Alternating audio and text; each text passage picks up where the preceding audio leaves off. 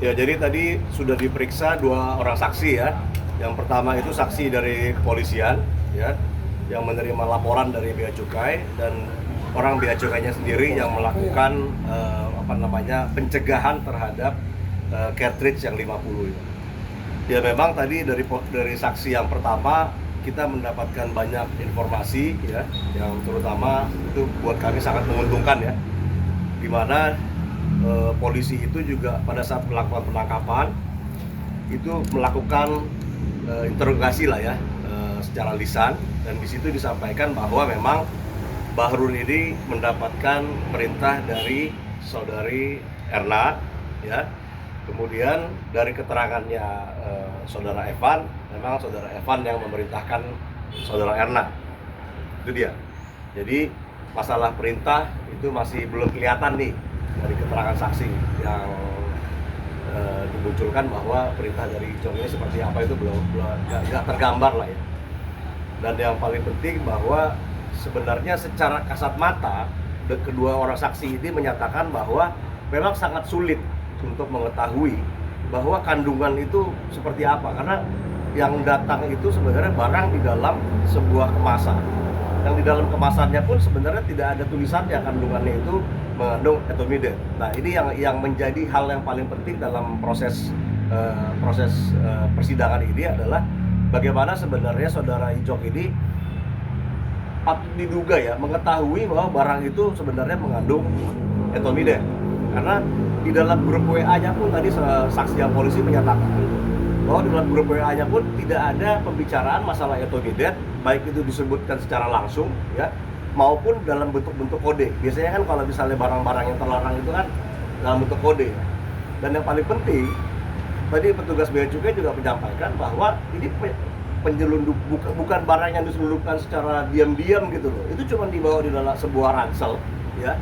Sebuah ransel, di dalam ransel itu ada kotak. Jadi benar-benar bukan yang maksudnya disembunyikan di dalam kos kaki atau disembunyikan di dalam media-media lain gitu. Jadi memang dari keterangan-keterangan ini ya belum kelihatan bahwa Ijong ini mengetahui betul. Saya ulangi lagi ya, secara kasat mata 2 orang saksi ini menyatakan bahwa tidak bisa kita mengetahui ya. Dan Ijong pun sebenarnya tidak, dan baru bisa diketahui itu setelah ada lab ya, cairannya itu harus di lab. Jadi apakah itu cairan yang memiliki ciri khusus? Nah, tadi itu pertanyaan saya, seperti ganja gitu. Kita bisa lihat kan kalau misalnya barang ini ganja, ya patut diduga Anda tahu membawa ganja karena kan kelihatan gitu. Nah, jadi kembali lagi seperti yang saya sampaikan di awal, masalah apakah bisa dikenakan kepada Ijong, ya kita serahkan nanti dalam proses hukum yang berjalan. Ya, tapi sampai dengan sejauh ini saksi dari polisi menyatakan bahwa perintah itu adalah dari Erna, dan Erna pun diperintah oleh Evan. Tadi itu makanya ada kata-kata asisten Ririn. Tadi kalau kita cermatin lagi bahwa disampaikan itu dari hasil interogasi langsung yang menyatakan bahwa ini adalah, itu pun dibilang ini adalah asistennya Ijong. Jadi ini kesering bareng gitu. Jadi mungkin ada mispersepsi di situ karena sering bareng. Ijong dan Ririn disampaikan juga ini asisten keduanya, banyak juga yang beredar begitu, asisten Ririn, asisten Ijong, asisten kedua. Cuman kami konfirmasi dan pastikan di sini nggak ada hubungannya sama Ririn sama sekali, termasuk asistennya. Ini pure Ijong yang mempekerjakan. Untuk bolak-balik check up sih untuk saat ini sudah tidak ya. Cuman kalau kondisi dari sakitnya ya masih sama seperti yang saya sampaikan di minggu lalu gitu ya, pemulihan semakin membaik karena ya kita mohon doanya supaya itu juga segera pulih itu. Cuman untuk bolak-balik pengecekan tentang sakitnya sudah tidak dilakukan, itu hanya pemulihan. Masih konsumsi obat konsumsi obat masih rutin dikonsumsi. Kankernya boleh gimana mungkin?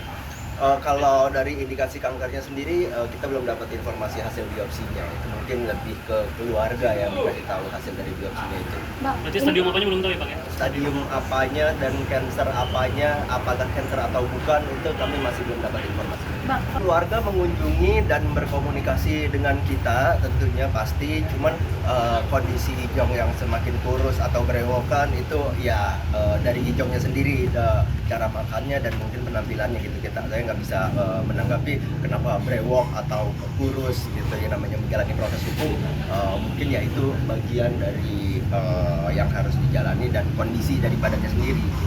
Tentunya karena Ijong ini pertama kali menghadapi proses hukum dan sebagai terdakwa ya pasti ada tekanan dan pukulan lah dari dalam dirinya gitu, apalagi dia kan yang nggak pernah tersandung dengan kasus seperti narkotika atau obat keras seperti ini, dan ini yang pertama gitu, pasti ada lah. Sudah bertemu anak? Kalau bertemu sampai saat ini saya belum dapat informasi Ijong udah bertemu anak-anaknya gitu ya. Kalau cancer itu jadi pada saat dilakukan operasi wasirnya itu memang ditemukan ada sedikit benjolan yang tidak normal selayaknya wasir, yang diduga berdasarkan informasi dari dokter Forley itu ada kemungkinan cancer stadium awal gitu. Cuman memang belum dikonfirmasi dari hasil biopsi apakah itu benar-benar cancer karena riwayat dari keluarganya Ijong sendiri memang ada papanya dan saudaranya yang punya riwayat cancer. Cancer usus itu. Ririn pernah menjenguk dan memberikan support melalui kami tim kuasa hukum tentunya ya, dan tapi apakah intensitasnya sering atau tidak ya standar aja, sudah menjenguk dan tetap komunikasi ke Ijong melalui kami. Jadi jenguk apakah ditemani oleh lawyer? Selalu ditemani sama kita tim lawyer. Membawa apa kira-kira? Apakah membawa makanan untuk Ijong atau seperti apa? Ya layaknya orang berkunjung aja lah, membawa makanan dan pakaian, satu lapis pakaian seperti itu, hanya memberikan support aja.